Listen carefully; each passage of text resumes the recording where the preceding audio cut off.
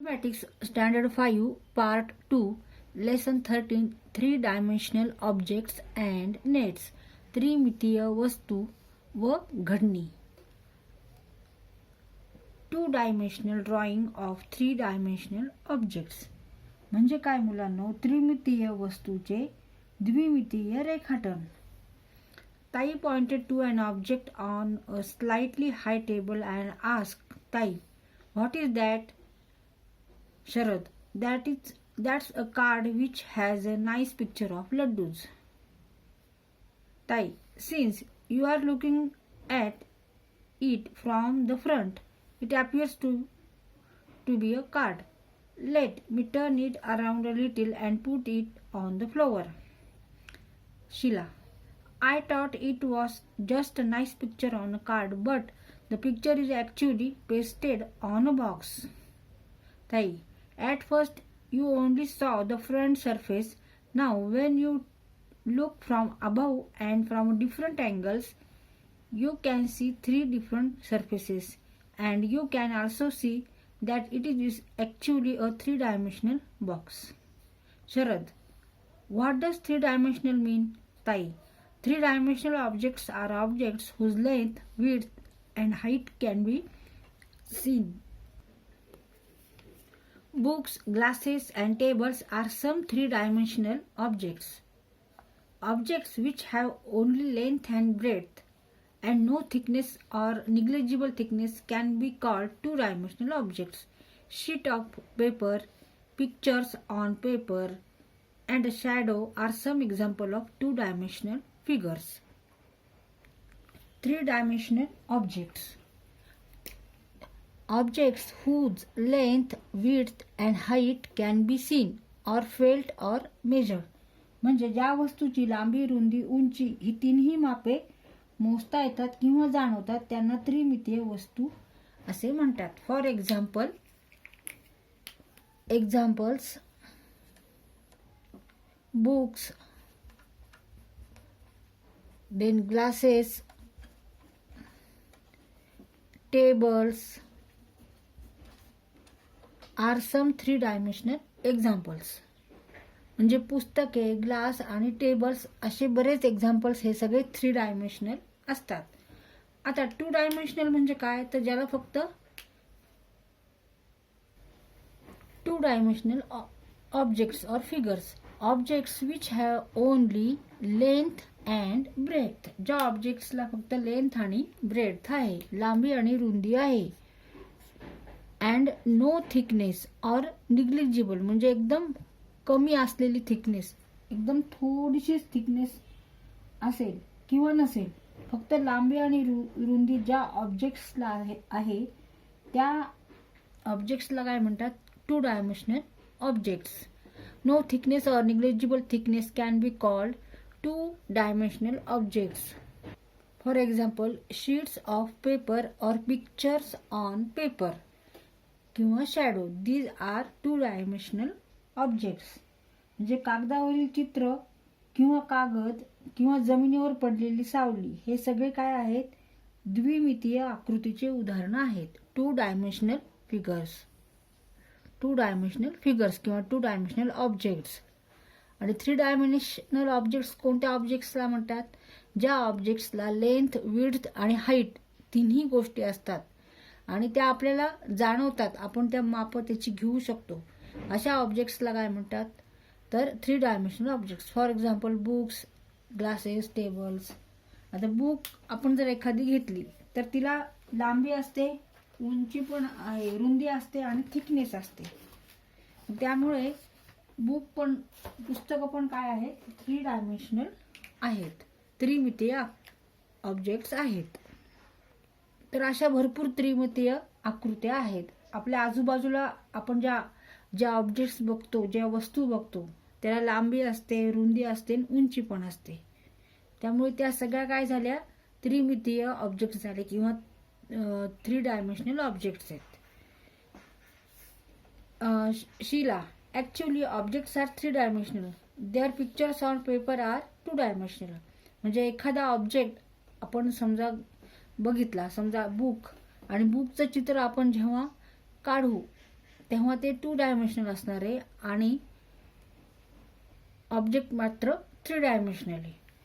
That is why some pictures seem flat, but some pictures are drawn in such a way that we can sense the depth or thickness of the objects.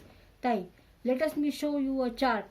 It shows how 3-dimensional objects appear when seen from front, from side and from above. Study it carefully. म्हणजे व्यवहारात सगळ्याच वस्तू ह्या त्रिमितीय असतात.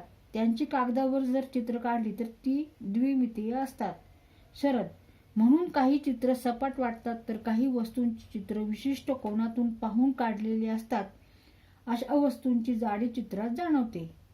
ताई, मी तुम्हाला एक सारणी दाखवते. त्यात त्रिमितीय वस्तू त्याच्याकडे समोरून, बाजूंनी किंवा वरून पाहिल्यावर कशा दिसतात हे दाखवलं आहे. त्याचं निरीक्षण करा. आता हा आपल्याला टेबल बघायचा आहे, ही सारणी बघायची आहे. इथे बघा ऑब्जेक्ट्स आहेत आणि the objects as seen from front, समोरून दिसणारे, नंतर फ्रॉम वन साइड बाजूने दिसणारे आणि फ्रॉम अबाव वरून दिसणारे. आता एलिफंट हा समोरून असा दिसतो. जर तो एका साइड कडून बघितला आपण तर तो कसा दिसतो, असा, आणि त्याला वरून बघितलं एलिफंटला तर तो असा दिसतो. आता एक कबर्ड म्हणजे कपाट समोरून कसं दिसतं, असं. नंतर कपाट जर आपण एका साइडनी बघितलं तर हे असं दिसणार आहे आणि वरून बघितलं तर हे असं दिसणार आहे. From above, from one side and from front. Looking at hills in the distance, we can see how tall and broad they are, but we cannot tell how much area they occupy on the ground. One has to go up and above them in a helicopter to see how much area they occupy on land. But then from there we cannot see how high they are. Therefore, to show the area over which a hill is spread and also how high it is in its different parts, two figures look those below are drawn. Figure first. We see hills as from a distance. The lines show their approximate heights. Figure 2 shows the extent of land and they occupy as seen from above, and curved lines show their different heights in different parts. From example, the line that shows 800 meter indicates a height of about 800 meter. 800 meter. 800 meter. In geography, such diagrams are used to show mountains on maps. लांबचे डोंगर पाहताना त्याची उंची व साधारण रुंदी आपल्याला कळते. उंची आणि रुंदी साधारण कळते, पण त्यांनी जमिनीचा केवढा भाग व्यापला आहे ते कळत नाही. त्यासाठी हेलिकॉप्टरवरून मधून त्याच्यावर जाऊन पाहिले तर जमिनीच्या किती भागावर डोंगर पसरला आहे हे समजते, पण त्याची उंची समजत नाही. जेव्हा हेलिकॉप्टरवरून आपण वरून बघू तेव्हा आपल्याला तो डोंगर किती त्या जमिनीवर पसरला आहे ते समजतं, पण त्याची उंची नाही कळत. म्हणून डोंगराची व्याप्ती व ती कोणत्या भागात किती उंच आहे हे समजण्यासाठी खालील ह्या 2 आकृत्या काढतात. आकृती क्रमांक 1 यामध्ये लांबून दिसणारे डोंगर व त्यांच्या साधारण उंचीच्या रेषा दाखवल्या आहेत. आकृती क्रमांक 2 मध्ये वरून दिसणारी डोंगराची व्याप्ती व विविध उंचीचे भाग विविध वक्र रेषांनी दाखवले आहेत. जसे 800 मीटर दर्शवणारी रेषा साधारणतः 800 मीटर उंची दर्शवते. आता इथे बघा, हे 800 मीटर काय दर्शवते तर ह्या डोंगराची उंची.